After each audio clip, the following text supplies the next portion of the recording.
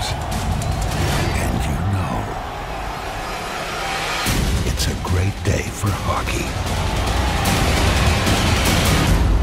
Wisconsin hockey. Order your season tickets now.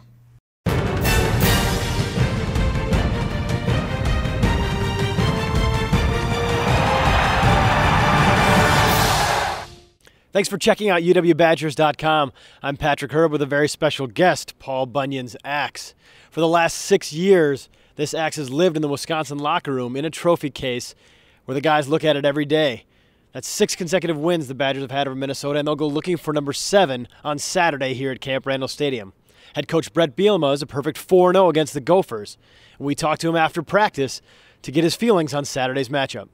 I thought our kids, during the course of the week, Sunday, had a lot of long faces and guys were upset and frustrated, but I thought they did a good job of kind of flushing that out of their system. Sunday night, we turned our attention to Minnesota, had really good practice Tuesday, Wednesday, and another one today. So as far as an injury standpoint, really don't have anything significant coming out of last week's ball game. A couple guys just got banged up a little bit, but nobody should miss any time as far as going into the weekend. So open up for questions. Waz is back. Waz practiced all this weekend. He's got no restrictions. Now I don't know how much he'll be in a rotation unless an injury came about. I guess I'm more on special teams. Yeah, he's too deep on, I believe, on 3 of the 4 phases, but don't know if he'll get in for sure. But has had a good week. Even though you guys are going to still play Minnesota next year and beyond, do you think it's going to change the rivalry at all, being in different divisions, or not? Well, it's probably going to put a little different, just because of common opponents, and not being tied into the same schedule. But that was one of the nice things that was able to come out of it, and something I know this is 120, so it's something that is going to be locked in for the future. I think last week Garner didn't play, Vanessa, did he? No, you know what? It was a little difficult last week because when the defense practiced up here, the offense, so we couldn't flip him. Okay. That was really as simple as that. It sounds silly, but yeah, he's number 2 in our sub package, and then also offensively, I know they're going to get involved in the game plan. How's he looked at wide receiver? Well, in practice last week, I thought he looked really good. He's very physical. He definitely gets after it. And for what he brings to the table that our other guys don't have is just that physical element by pure size. Josh making progress? Josh. Yeah, he had a little, I guess it was Tuesday, maybe a little setback. He swelled up on him a little bit. I know he's getting frustrated with it, so. But he's been out there all week, just, probably wasn't.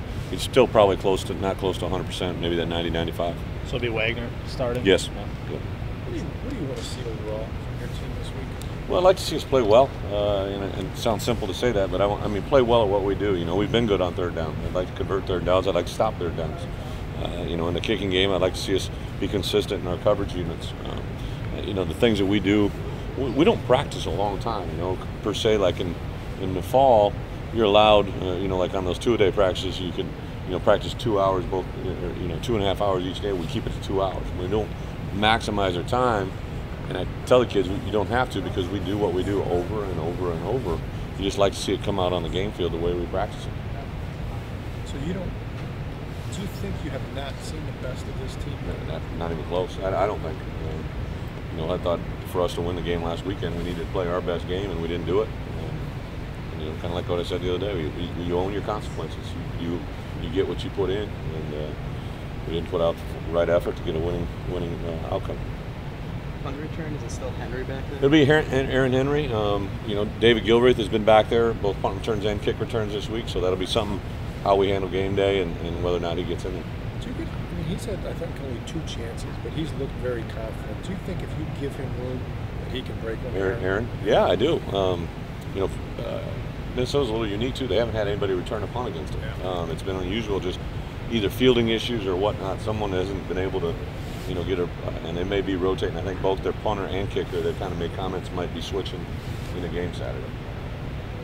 Is there an ideal way to get Kurt Phillips reinitiated into Well, the you're game still plan? not quite. I don't know if we'd feel confident putting him in the ball game. I mean, it's just not quite there where you'd say unless it was an absolute necessity to get him in the ball game that he'd be out there. He's definitely not at the level that you guys have seen him at in the past to be thrown out there right now.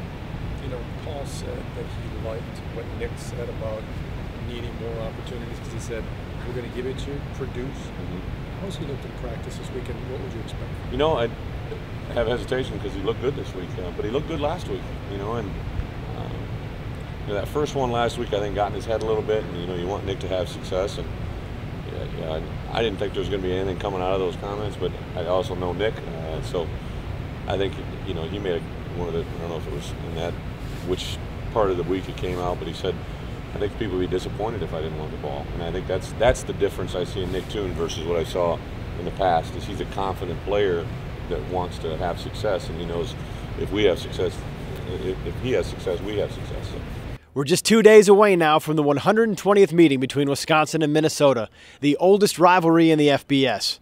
Be sure to log on to UWBadgers.com for complete post-game coverage from Saturday's game, which begins at 11 o'clock live on the Big Ten Network and the Badger Radio Network. We'll see you Saturday after the game.